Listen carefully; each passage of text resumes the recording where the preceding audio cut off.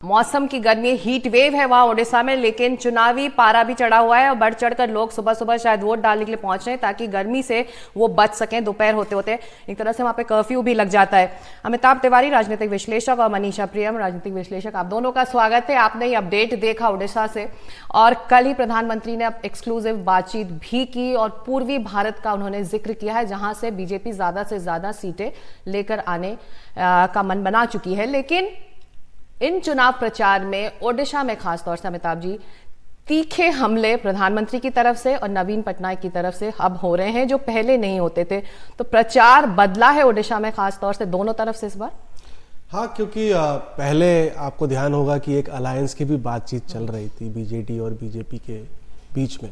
अब वो अलायंस रहा नहीं और क्योंकि बीजेपी की एक लुक ईस्ट पॉलिसी है जहाँ पर वेस्ट बंगाल और उड़ीसा में वो और सीटें गेन करना चाहती है, लेकिन वहाँ पर एक साइमल्टेनियस इलेक्शन होता है। अब साइमल्टेनियस इलेक्शन में नॉर्मली जिस भी पार्टी को विधानसभा में ज़्यादा सीटें आती हैं उस पार्टी को ही लोकसभा में ज़्यादा सीटें आती हैं, भले उड़ीसा हो, आंध्र हो, तेलंगाना हो, सिक्किम हो, कोई भी राज्य आप देख लीजिए।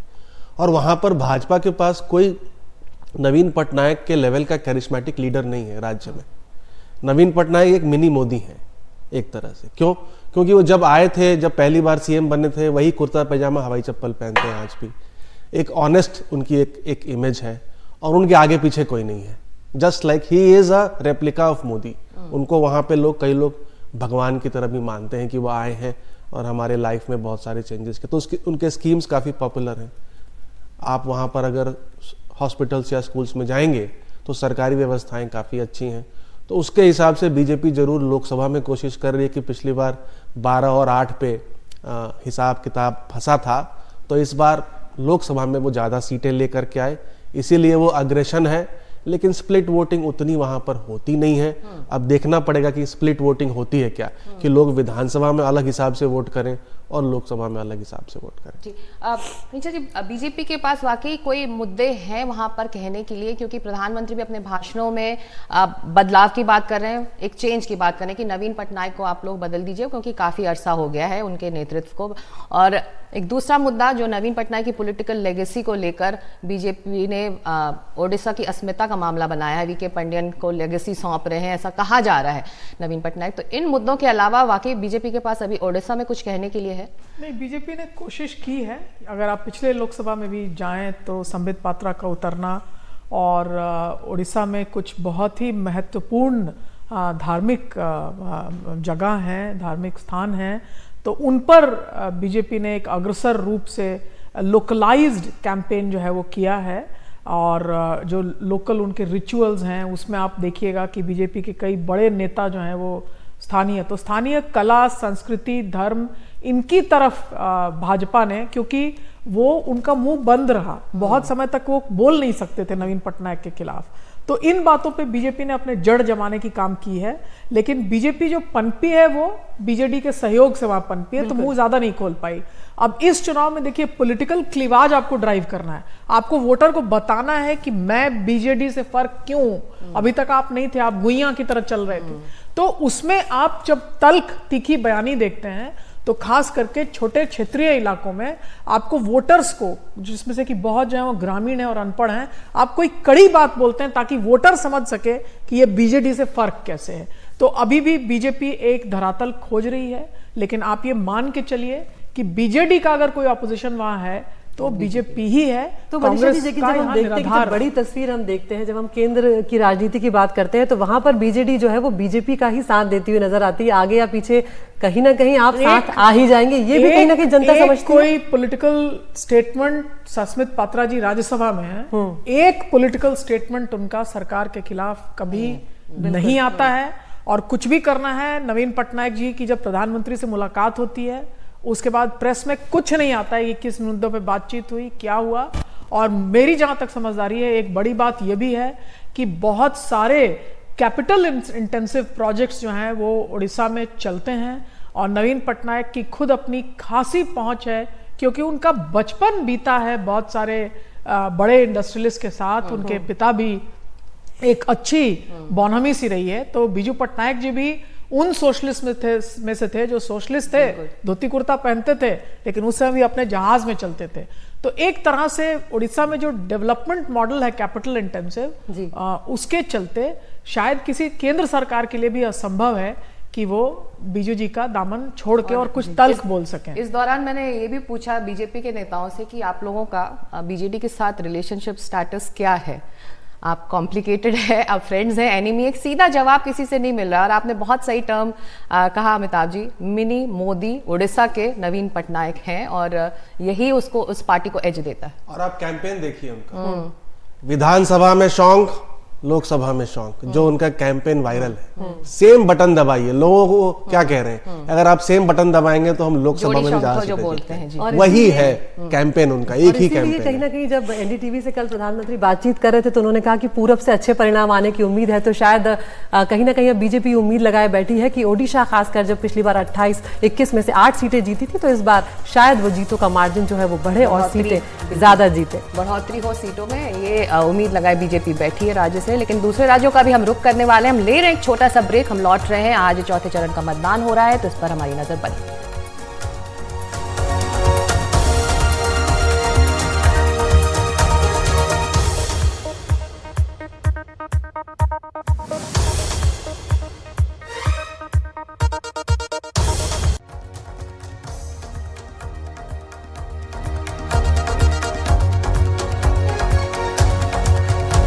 तो लोकसभा चुनाव के चौथे चरण में हम प्रवेश कर चुके हैं। मतदान जो है वो शुरू हो चुका है। 10 राज्यों की 96 सीटों पर आज वोट डाले जा रहे हैं और करोड़ों यहां पर मतदाता जो हैं आज अपने मताधिकार का इस्तेमाल करेंगे। तो हम चर्चा शुरू करें, उस बीच में ये भी देख लेते हैं कि आखिर कौन किस सीट पर लड़ रहा है। आंध्र प्रदेश की अगर हम बात करें तो सभी 25 सीटों पर आज मतदान हो जाएगा। बिहार में 5 सीटों पर वोटिंग हो रही है। झारखंड जो है वहां पर 4 सीटों पर मतदान हो रहा है। जम्मू कश्मीर की 1, मध्य प्रदेश में आज आखिरी 8 सीटों पर मतदान हो रहा है। उसके बाद मध्य प्रदेश में भी खत्म हो जाएगा मतदान। महाराष्ट्र की 11 सीटों पर, ओडिशा में 4 सीटों पर मतदान हो रहा है और विधानसभा चुनाव भी आज शुरू हो गए हैं। तेलंगाना में सभी 17 सीटों पर वोट डाले जा रहे हैं। उत्तर प्रदेश जो बहुत महत्वपूर्ण राज्य है बीजेपी के लिए, 13 सीटों पर यहां पर मतदान हो रहा है और पश्चिम बंगाल की 8 सीटों पर आज वोट डाले जा रहे हैं। और अब एक नजर ये भी डाल लेते हैं कि 2019 में ये जो चौथा चरण है, ये जो 96 सीटें हैं, इस पर किस तरह के नतीजे जो हैं वो आए थे। ये जो हम आपको टीम भी यहाँ पर दिखा रहे हैं। टीम ए जो है फेज 4 की मुख्य पार्टियां कौन कौन सी हैं, तो अगर हम बात करें यहाँ पर टीम ए जो है वो एनडीए है। और अगर हम यहाँ पर बात कर रहे हैं तो बीजेपी ने इस बार टीडीपी के साथ और पवन कल्याण जो है उनकी पार्टी भारतीय जनसेना, उसके साथ टाई अप किया, उसके साथ अलायंस किया है। टीम बी में इंडिया गठबंधन नजर आ रहा है। अखिलेश यादव और राहुल गांधी दोनों ही उत्तर प्रदेश के मैदान में अब अलग अलग सीटों से चुनाव लड़ रहे हैं। हॉट सीटें वो जो हैं वो बन चुकी हैं, मुकाबला दिलचस्प होगा। और टीम सी जो है यहाँ पर जगन मोहन रेड्डी और केसीआर हैं।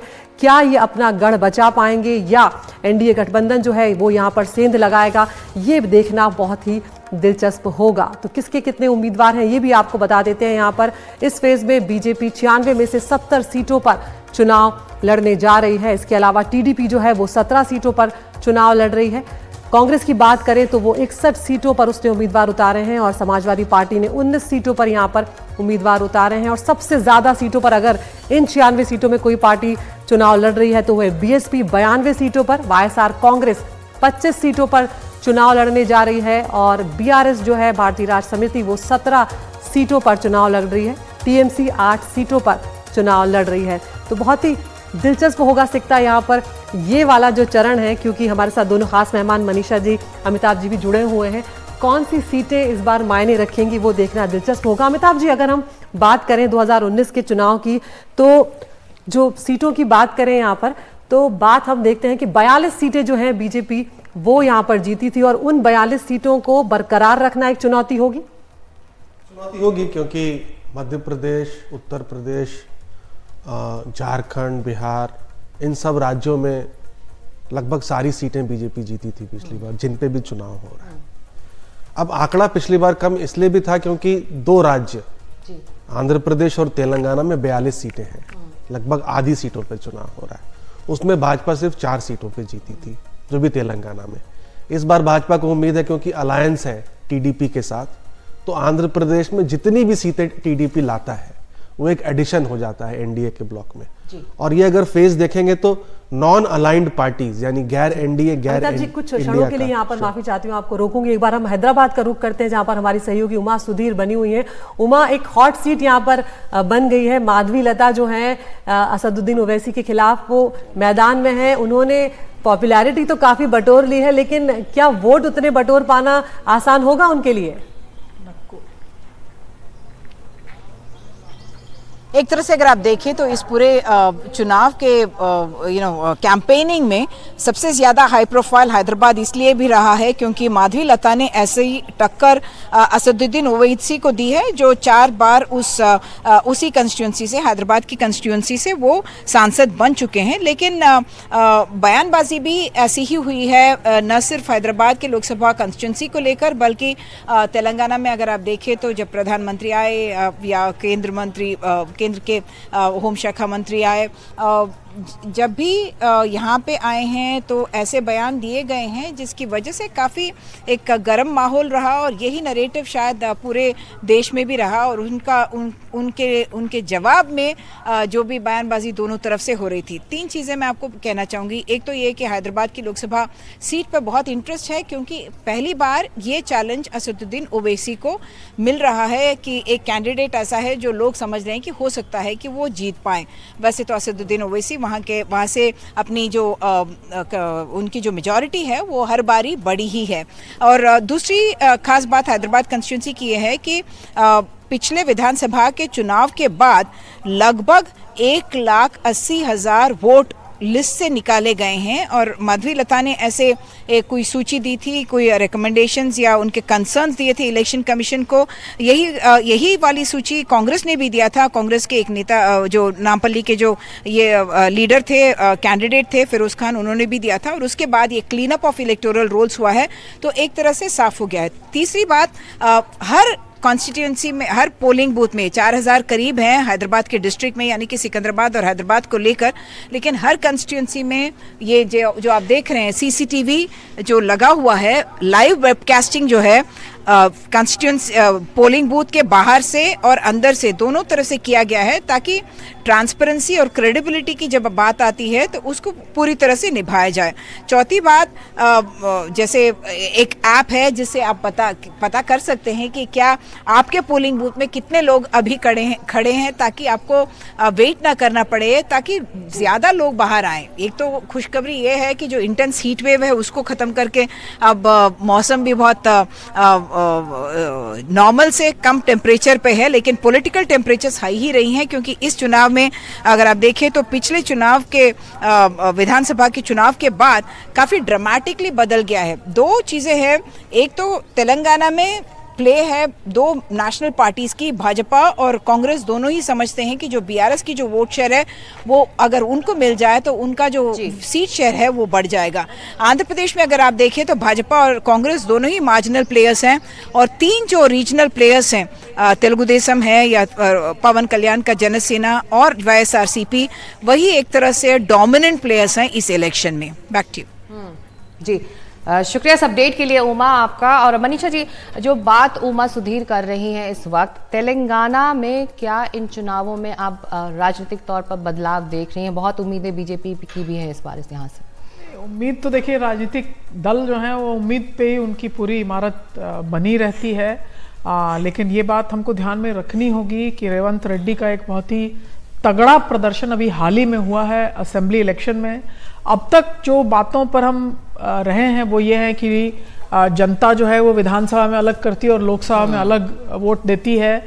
इस थियोरी पे अगर हम चलें तो शायद भाजपा की उम्मीद सही हो। लेकिन दूसरी बात यह है कि किसी जगह जहां भाजपा अपनी नींव भी डालनी चाह रही है, अपनी इमारत भी बनानी चाह रही है, वहां वो एक जमे हुए पार्टी को जिसका कि अपना आधार है बिल्कुल उड़ा ले जाएगी। वैसी कोई हवा अभी तेलंगाना में नहीं दिखती है। लेकिन हाँ, कुछ भी खाता खोल के और यदि भाजपा वहां टिकी रहती है तो वो उसके लिए एक बड़ी बात होगी। लेकिन तेलंगाना में महत्वपूर्ण बात यह है कि तेलंगाना में ऑलरेडी 2 प्लेयर्स हैं जो कि मजबूत हैं। एक रीजनल आउटफिट है, एक नेशनल आउटफिट है। वैसे में बीजेपी को अपने आप के लिए मेंटेन करना, मैनेज करना, ये भी एक चैलेंज है। तो इसीलिए आप देखेंगे कि माधवी लता के कैंपेनिंग पे बड़ा फोकस रहा है, और वो इसलिए कि कुछ ये बातें कही भी जाती थी कि ओवैसी जो है वो बीजेपी के बी टीम है, ये टीम है, वो टीम है। तो माधवी जी जीते या ना जीते हैं, डाउट, कंफ्यूजन, क्लैरिटी करने का काम उन्होंने भाजपा के लिए अच्छा किया है कि भाई हम तो इनके खिलाफ भी जम के लड़ते हैं, इसलिए हम वो नहीं है जो तुम समझ रहे हो। तो वो गेन वो देंगी बीजेपी को। कितनी सीटें बीजेपी लाती है, 4 जून के लिए हम रुकते हैं, हम फिर यहीं मिलेंगे 4 जून की सुबह। अमिताभ जी, 25 आंध्र की ले लें, तेलंगाना की 17 ले लें, इन 42 सीटों पर बीजेपी जो 400 का टारगेट लेकर चल रही है या खुद के लिए 370 का टारगेट लेकर चल रही है, ये 42 सीटें बहुत मायने रखेंगी। जी, यहाँ पर बीजेपी को काफ़ी अच्छा प्रदर्शन करना पड़ेगा। तेलंगाना में क्या हुआ है कि बीआरएस लगभग 10% वोट शेयर उसका ऑलरेडी कम हुआ था विधानसभा चुनाव में। बहुत सारे लीडर्स उसके पार्टी छोड़ करके चले गए हैं, और कविता जो केसीआर की बेटी हैं वो भी लिकर स्कैम में अरेस्टेड है। तो ऐसा हो सकता है, क्योंकि ये नेशनल चुनाव है, वहाँ पर बाइपोलर चुनाव हो जाए, यानी कांग्रेस बनाम भाजपा हो जाए। और जैसे ही कांग्रेस बनाम भाजपा होता है कोई भी चुनाव, तो सीधा ही एक साइकोलॉजिकल एज होता है बीजेपी को, क्योंकि नेशनल लेवल पर लगभग 200 सीटों पर 90% की स्ट्राइक रेट भाजपा की है कांग्रेस पार्टी के खिलाफ। हाँ, क्योंकि वहाँ पर सरकार नहीं बनी है और इम्प्लीमेंटेशन ऑफ गारंटीज है, वहाँ भी कर्नाटक की तरह बहुत सारे गारंटीज को इम्प्लीमेंट किया है रेवंत रेड्डी ने। तो कांग्रेस भी कहीं ना कहीं देख रही है कि भाई हम अगर उसकी सीटों में इजाफा होता है तो सबसे ज्यादा शायद तेलंगाना और कर्नाटक पे उनकी आशाएं भी टिकी हुई हैं। तो क्लोज कॉन्टेस्ट होगा, बीजेपी की सीटें वहां पर कुछ बढ़ सकती हैं। और आंध्र प्रदेश में तो लार्जली पार्टी डिपेंडेंट है कि चंद्रबाबू नायडू कैसा प्रदर्शन करते हैं। चंद्रबाबू नायडू अगर विधानसभा चुनाव जीतते हैं तो ऑटोमेटिकली लोकसभा में भी उनको ज़्यादा सीटें आएंगी, और जिसका सीधा का सीधा फायदा एनडीए को मिलेगा। तो सारी बिसात इसके ऊपर है। जगन ने भी एक लॉयल लाभार्थी वोट बैंक क्रिएट किया है। उनकी भी बहुत सारी स्कीम्स हैं। साइलेंट वोटर, महिला वोटर भी उनके साथ हो सकता है। 15,000 रुपए का एक कैश ट्रांसफर का स्कीम है उनका महिलाओं को। और SC/ST माइनॉरिटीज में और रेड्डी समाज में अच्छी पकड़ है। भाजपा की उम्मीद है कि कांग्रेस पार्टी जो उनकी बहन इस बार लीड कर रही है और एक लोकसभा सीट पर लड़ भी रही हैं, वो रेड्डी समाज का थोड़ा वोट ले लें, और SC/ST माइनॉरिटीज में अगर सेंध मार देती है थोड़ा बहुत भी कांग्रेस पार्टी, तो सीधा का सीधा नुकसान जगन को होगा, जिससे TDP और NDA लेड अलायंस को फायदा हो सकता है। जी, तो देखना होगा कि वाकई क्या बीजेपी इन इलाकों में अपनी जमीन बढ़ा पाती है या नहीं। और अब सीधे चलते हैं हमारे दूसरे सहयोगी की तरफ, नजीर मसूदी जो जुड़ रहे हैं श्रीनगर से। नजीर, नेशनल कॉन्फ्रेंस, PDP और बीजेपी, ऐसे में त्रिकोणीय मुकाबला है श्रीनगर में। मुद्दे क्या है, क्या कह रहे हैं ये नेता अपने वोटर्स से, और किन मुद्दों को सोचकर वोटर्स आज पोलिंग बूथ तक पहुंच रहे हैं? और नजीर, ये भी बताइएगा कि बीजेपी ने यहां से अपना उम्मीदवार क्यों नहीं उतारा?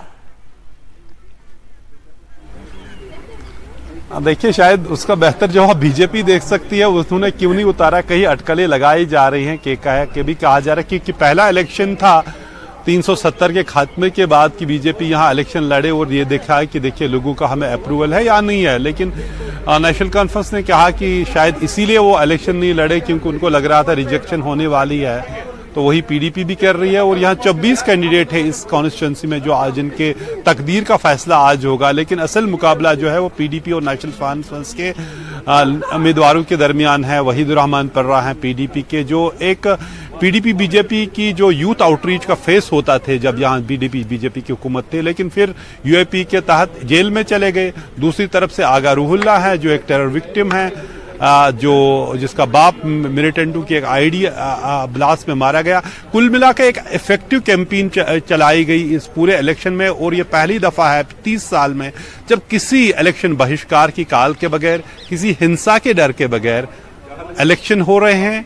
लोग वोट डालने जा रहे हैं। हर एक पोलिंग बूथ पे डिफरेंट तरह के पैटर्न है पोलिंग के। कहीं बहुत बड़ी लाइन है, कहीं इक्का दुक्का लोग आ रहे हैं। जैसे इस पोलिंग बूथ पे जहां कुछ देर में फारूक अब्दुल्ला और उमर अब्दुल्ला यहां वोट डालने के लिए आ रहे हैं, एक एक करके दो करके लोग अंदर जा रहे हैं और अपने वोट का इस्तेमाल करते हैं।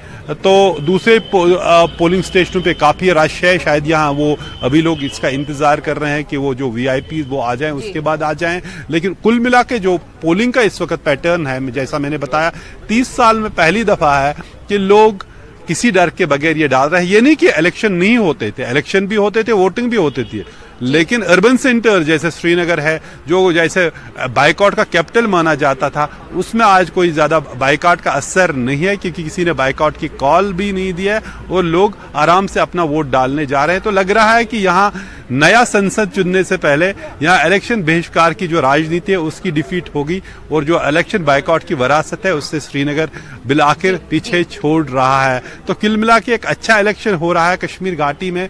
लोग आ रहे हैं, वोट डाल रहे हैं अपने मन से, जिसको डालना होता है।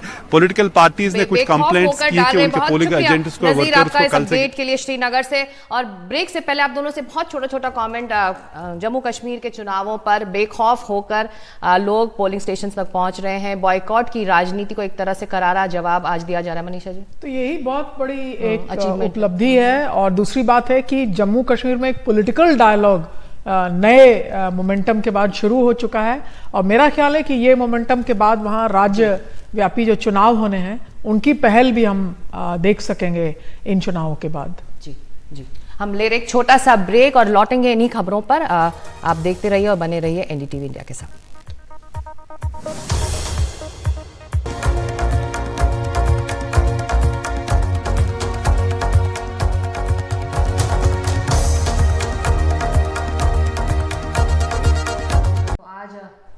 मताधिकार का इस्तेमाल हो रहा है। 10 राज्यों की 96 सीटों पर वोट डालने का काम शुरू हो चुका है। बहुत अहम पड़ाव है ये लोकसभा चुनावों के लिए। चौथे चरण का ये मतदान हो रहा है और कई राज्य हैं जिस पर सभी की नजरें हैं। हमारे साथ हमारे खास मेहमान बने हुए हैं अमिताभ जी। 10 राज्य हैं, उनमें कई राज्य की चर्चा हम कर चुके हैं। बात अब उत्तर प्रदेश की, कन्नौज की तरफ सबकी निगाहें हैं, खास तौर से जो इंडिया अलायंस को फॉलो करते हैं। तो बहुत कुछ वहां साबित करना है अखिलेश यादव को इस बार। जी, कन्नौज की हिस्टोरिकली स्ट्रॉन्ग होल्ड सीट रही है समाजवादी पार्टी की। 2014 में हालांकि वो 19,000 वोटों से ही जीते थे और 2019 में 12,000 वोटों से हार गए। अब बहुजन समाज पार्टी 2019 में समाजवादी पार्टी के साथ थी, यानी उसका जो भी वोट था, दलित समाज का वोट और भी अन्य वोट, वो ट्रांसफर हुआ होगा समाजवादी पार्टी को। अब इस बार बहुजन समाज पार्टी रेस में है नहीं एज इन इंडिया ब्लॉक के साथ नहीं, अलग से लड़ रही है। तो वो किसी न किसी का गेम बिगाड़ेगी। वो जो कैंडिडेट खड़ा है, जो भी वोट लेगा, वो किसी न किसी पार्टी को डैमेज करेगा। और कांग्रेस पार्टी बहुजन समाज पार्टी को रिप्लेस नहीं कर सकती, क्योंकि कांग्रेस पार्टी उतनी मजबूत नहीं है कि वो अब कि उसके पास उतना वोट शेयर है कि वो ट्रांसफर करके समाजवादी पार्टी को जिता। इतना आसान रहने वाला नहीं है ये चुनाव अखिलेश यादव के लिए भी। 13 की 13 सीटों पर भाजपा जीती थी पिछली बार यूपी में। अब अल्टीमेटली देखना पड़ेगा कि जो विधानसभा में अखिलेश यादव की पार्टी को जो एक बढ़त तो नहीं बोलूंगा, एक जो इम्प्रूवमेंट हुई थी वोट शेयर की, क्या उसको वो बरकरार रख सकते हैं कि नहीं। और बीजेपी उम्मीद करेगी कि जो बसपा है वो इनको इतना डैमेज कर दे कि एक ट्रायंगुलर कॉन्टेस्ट में भाजपा जो है वो फिर से एक बार यहाँ पर जीत जाए। मनीषा जी, राहुल गांधी और अखिलेश यादव अगर उत्तर प्रदेश में एक बार फिर से नजर आ रहे हैं, तो जो पिछली बार हुआ था, क्या इस बार उससे कुछ अलग तस्वीर हो सकती है? चुनौती देते हुए नजर आ रहे हैं कहीं? देखिए, आपको ये समझना पड़ेगा कि कन्नौज को ही अगर आप लीजिए इस सवाल के जवाब में, तो कन्नौज में इसकी कौन कैंडिडेट होगा, इस बात को समाजवादी पार्टी ने अंत तक बिल्कुल अंडर द फोल्डर रखा और वहाँ स्वयं अखिलेश उतरते हैं। तो कहीं ना कहीं ये एक की और फलक्रम है समाजवादी पार्टी के लिए, और ये किसी हालत जीतना उनको महत्वपूर्ण है। और आप अगर ये कहना चाहती हैं कि बहुत बड़ा कोई चैलेंज दे रही है समाजवादी पार्टी और राहुल गांधी मिलके, तो मैं ये नहीं मानती हूँ, क्योंकि इनकी लड़ाई जो है वो सीट बाय सीट लड़ाई है। तो कुछ भी खींच ले जाएं हम और एक नैरेटिव बनाएं, ये प्रयत्न है अखिलेश जी का और राहुल जी का। और इसमें देखना है कि कन्नौज में उनको कितनी सक्सेस मिलती है, क्योंकि गिनती जो हो रही है इन दोनों के लिए वो हो रही है कि किन किन सीटों पे। वेराज बीजेपी के लिए जब बात हो रही है तो ये बात हो रही है कि 80 की 75 की 65। तो आप देखिए, एक लार्ज स्केल इफेक्ट बीजेपी का वहां है जो कि सस्टेन करेगा। और ये दोनों जो टक्कर देने वाली बात है वो कुछ चुनिंदा सीटों पे है और नैरेटिव की बात है। बिल्कुल, तो यहाँ पर बड़ी चुनौती होगी अखिलेश यादव के लिए इस बार। तो फिलहाल हम एक छोटे से ब्रेक के लिए यहाँ पर रुक रहे हैं, लेकिन आप कहीं मत जाइए, क्योंकि एनडीटीवी इंडिया पर खबरों का सिलसिला लगातार जारी है।